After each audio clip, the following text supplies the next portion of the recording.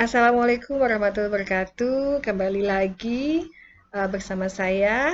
Kali ini di video ini kita akan membahas tentang masalah selanjutnya, masalah setelah adjective dan adverbs. Masalahnya yaitu berkaitan dengan khusus sekarang adjektifnya saja. More problems with adjective. Masalah apa sih yang biasanya atau soal-soal apa yang biasa diuji cobakan berkaitan hanya dengan adjektifnya saja. Oke. The previous section deals with various problem related to both adjective and adverb. Kalau tadi kan di skill-skill selanjutnya sebelumnya kita sudah membahas bagaimana adjective sama adverb itu selalu kadang di dalam satu kalimat gitu loh ya, dipermasalahkan atau dijebak, dibikin jebakan-jebakan supaya kalian terkecoh dengan posisi adverb sama adjective misalkan gitu ya, atau juga fungsi meaning dari adjective sama adverbnya itu sendiri dalam satu kalimat. Nah sekarang khusus lebih kepada mau adjektifnya saja. Adjektifnya saja biasanya dalam satu kalimat itu apa sih yang bisa suka diuji cobakan ya. This section deals with a few problems that are related only to adjectives. Ada tiga. Yang pertama ly adjectives. Ada juga tuh yang ly adjectives. Kalau di sebelumnya kan kita bahas ada ly adverbs gitu ya. Ada juga predicate adjectives ya. Ada juga ed atau ing adjectives. Nah ini akan kita bahas di skill-skill atau permasalahan yang berkaitan dengan adjectives lebih lebih banyak lagi ya. Skill 49. Recognize ly adjectives. Generally, when a word ends in ly in English, it is an adverb. Ya kan? Biasanya kan sebelumnya emang di video sebelumnya saya jelaskan bahwa biasanya kalau ada ly itu adalah adjective yang ditambah ly itu dia berfungsi kemudian berubah jadi adverb, ya kan? However, tapi there are a few words ending in ly that are adjectives. Tapi ada juga beberapa kata yang dia berakhiran ly tapi dia berfungsi tetap sebagai adjective. So these ly adjectives can cause confusions in written expression, question untuk voltase. Ini sangat membingungkan. Mungkin kalau muncul soal yang tingkat kesulitannya lebih tinggi ya, itu sekitar nomor 40 ke atas lah ya. Contohnya seperti apa yang biasa kemudian kalian dijebak gitu ya. The manager turned in his weekly report. Weekly di sini adalah adjective ya, noun-nya adalah report. So this example is correct. Ini contoh yang benar, but it appears to be incorrect. It appears that there is an ly adverb in front of the noun report.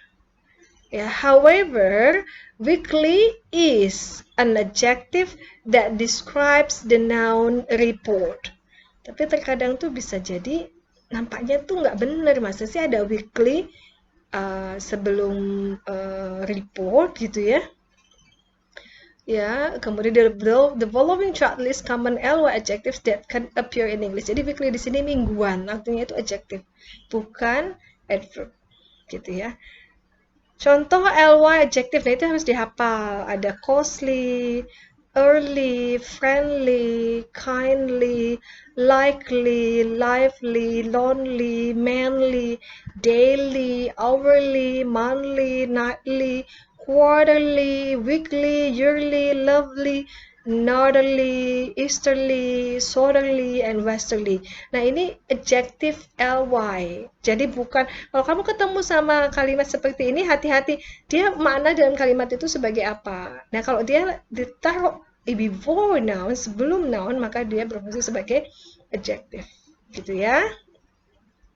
Okay, exercise 49, number 1 and number 2 have been done for you. So number 1, federal taxes are yearly taxes which must be paid every April. Is it correct or incorrect? Yearly di sini dia modifies taxes. Adjective modifies taxes. Pajak tahunan ya, and it is correct. Nggak ada masalah ini ya. Okay, let's come to the number 2. At the fashion show, the new seasonally fashions will be shown. Coba perhatikan. At the fashion show, the new seasonally fashion will be shown. Seasonally dia adverb. Kemudian fashion. Adverbnya menerangkan apa? Ya. Fashion will be shown. Harusnya yang benar adalah the new fashions will be shown seasonally ya, atau seasonally taruh di depan. At the fashion show, seasonally, the new fashion will be sound. Jadi nggak bisa nih adverbnya ditaruh di tengah-tengah antara new sama fashion. Karena new di sini berfungsi sebagai adjective dan seasonally di sini bukan adverb ly, bukan adjective ly, dia adalah berfungsi sebagai adverb. Ya, taruhnya bisa di belakang kalimat atau di depan, di awal. Begitu ya, oke. Silakan pilih dari ke-8 ini yang kalian akan buat logical listening-nya dan di-submit di Google Classroom, di classwork kita ya. Sampai bertemu di video selanjutnya.